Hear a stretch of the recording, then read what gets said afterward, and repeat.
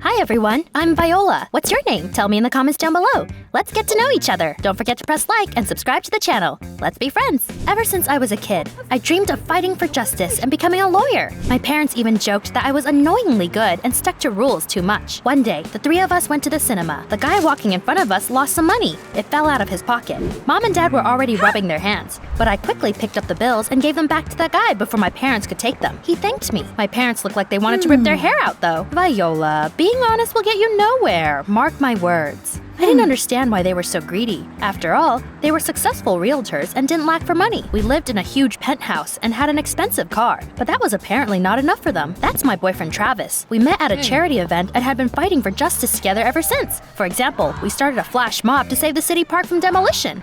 Leave the trees alone! Let's save nature together! Travis and I were like two halves of one soul and understood each other perfectly. At first, my parents approved of our relationship, but then, for some reason, they started to say I would be better off without Travis. My heart's telling me he's hiding something from you. Well, my heart was telling me my parents were the ones hiding secrets. They had been acting weird lately. One day, I was coming home from school when Mom called me to say she had seen Travis kissing another girl in a cafe. I didn't believe her, but decided to make sure. What I saw broke my heart. My boyfriend really was hitting on a waitress. I didn't listen to excuses, shouted that we were over, and blocked him on all social media. My heart shattered into a million pieces. Things kept going downhill. When I got home, my parents told me terrible news. Viola, we were fired and lost all our savings. My life was turned upside down. We sold the penthouse and soon moved into a small house in the suburbs. I thought I would have some time to get over Travis after that. However, my parents seemed to have gone bananas after the move. They drove me crazy with strange requests. For example, Mom got it into her head that I should befriend our neighbor, an old woman called Miss Marple.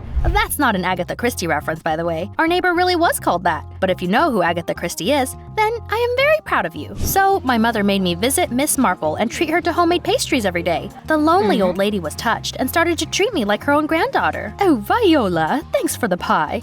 Why don't you come in? Let's have tea and play bingo. I can't. I need to run an errand for my parents. See you later, though. I wasn't lying. My parents did ask me to do something. For some reason, they wanted me to buy some steaks and stand with them next to a store at noon. It was nuts. I even thought Mom and Dad lost it after they were fired. Still, I did what they asked me to. I was standing next to the store when a girl with a huge dog on a leash walked by me. The dog suddenly growled at me and started barking like it was possessed. I nearly jumped out of my skin in fright. Baxter, stop it! Bad boy! The girl's name turned out to be Polly. She calmed her pet down and said that he was usually much more friendly. As an apology, the girl invited me over to her place. I agreed because I hadn't made any friends after our move yet. Besides, I wanted to take my mind off the sad thoughts about Travis. Here's my address. I'll be waiting for you tonight. I went home with those steaks. That's when I realized they were the reason Baxter had gone ballistic. Later, I told my parents that I was going to visit a new friend of mine. Polly lived in a huge mansion. Her family was rolling in money. Literally everything inside was made of gold. But the girl was not spoiled. She seemed kind and loved animals. She had 10 dogs besides Baxter. Polly and I spent the whole evening playing video games and watching our favorite private diary videos. I was over the moon that I had made such a great friend. Unfortunately, I was in for an unpleasant surprise when I got home. Viola, your dad and I are getting divorced. Being poor together proved to be too much for them. That same day, Dad moved into a motel. I was devastated and Mom got depressed.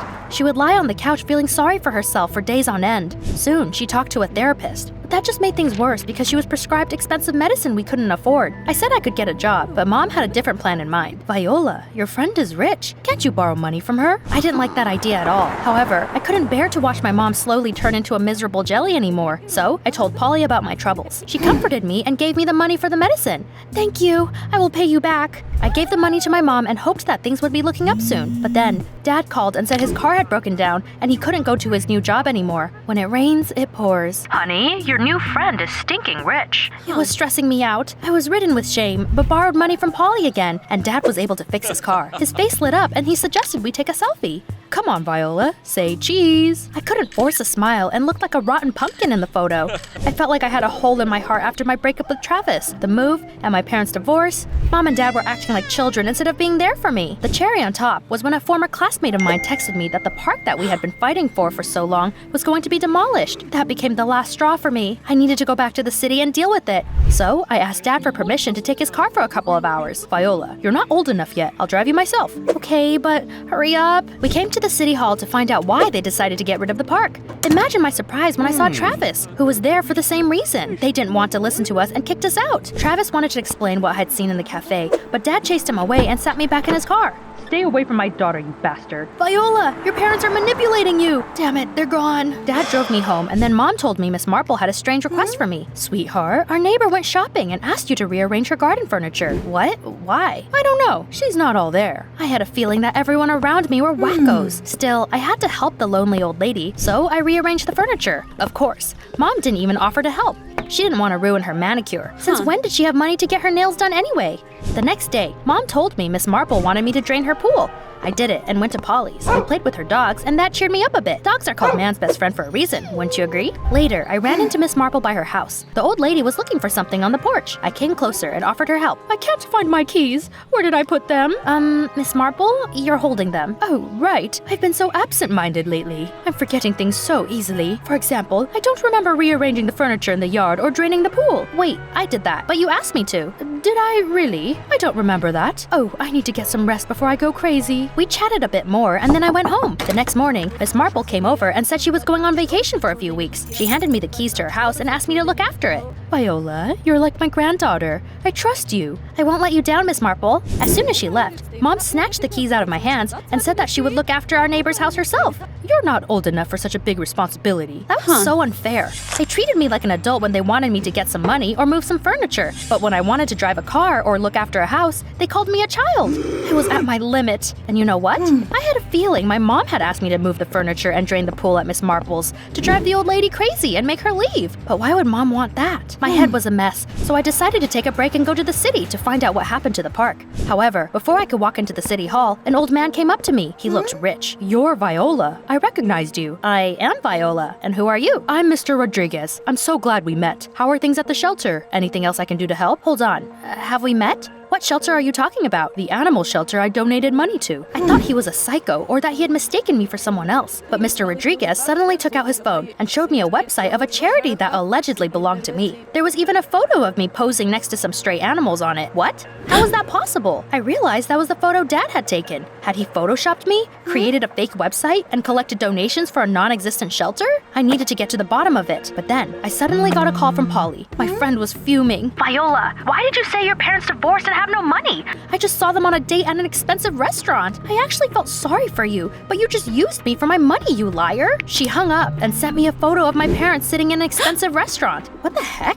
Had they lied about their divorce to get me to beg Polly for money? Wait a minute, so that's why they wanted me to stand outside the store with stakes back then. They wanted me to befriend someone rich. I wanted to scream like a banshee. Then, Travis suddenly walked out of the city hall and told me something else about my parents. I swear I didn't cheat on you. Your mom paid a waitress to hit on me. But why would she do that? He said my mom and dad had been unscrupulous realtors and had sold his family a rotten house for a very high price. Travis's parents sued them, and my parents lost their licenses and had to pay a huge fine. They knew how honest you were and didn't want you to find out they were crooks. In the end, your mom paid that waitress so that you'd dump me, and I wouldn't be able to tell you anything. I couldn't believe that instead of finding another job and paying the fine, my parents became con men. They controlled me like some sort of puppet so that I would get money for them. I said goodbye to Mr. Rodriguez and Travis and went home. It was time to teach Mom and Dad a lesson. When I got back, I found out that my mother had rented Miss Marple's house to someone. It was yet another way my parents were trying to earn money without working. They made me gain Miss Marple's trust and then drove her crazy so that she'd go away and leave me the key. It made my blood boil when I realized my parents had used me yet again.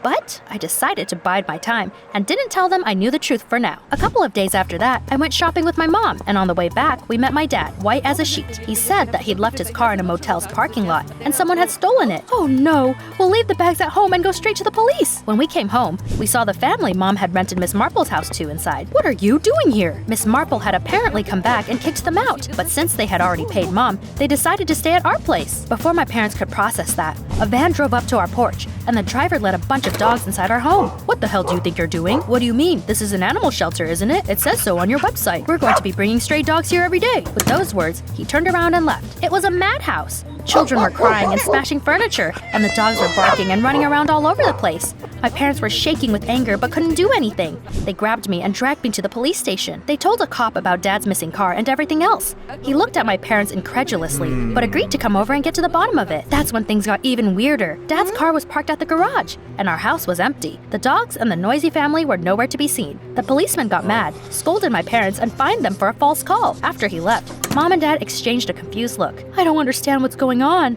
I think I'm going crazy. Me too. My parents didn't look so well, so I suggested they go out to the backyard and get some fresh air. Yes, that's a good idea. That's when they saw everyone they had deceived. Travis, Polly, Mr. Rodriguez, Miss Marple, and the family that had rented her house glared at my parents. Have you guessed what happened next? When I found out the truth about my parents, I came up with a plan and conspired with all the victims of their scams to bring it to life. Travis hired a tow truck and moved Dad's car out of the parking lot and into our garage. Meanwhile, I told Miss Marple everything over the phone, and she came back from her vacation. We explained the situation to the family that was renting her house and convinced them to play along. Polly brought her dogs over so that Dad would understand how terrible lying about the shelter was. While we were at the station, my team cleaned up the house. Ta-da! You can clap now! Viola, you did this? My friends helped. Well, is it nice to be treated like puppets? They avoided my eyes and admitted they had gone too far. After that, they apologized and gave everyone their money back. Then, they had to find jobs to pay the fine. Polly, Travis, and Miss Marple weren't mad at me. Mr. Rodriguez was upset the shelter turned out to be a lie, though. He had thought he was donating money to a good cause. I thought about the city park that was about to be demolished and suggested the old man use his money to save nature. He liked the idea and even asked me to be his partner. Soon, we saved the park and even started a small business selling eco-friendly t-shirts. As soon as I got my first salary, my parents begged me to give them some money. Sorry guys, but you need to grow up. I taught my greedy parents a lesson. If you think I did the right thing, please press like, subscribe to the channel, and share your thoughts in the comments down below.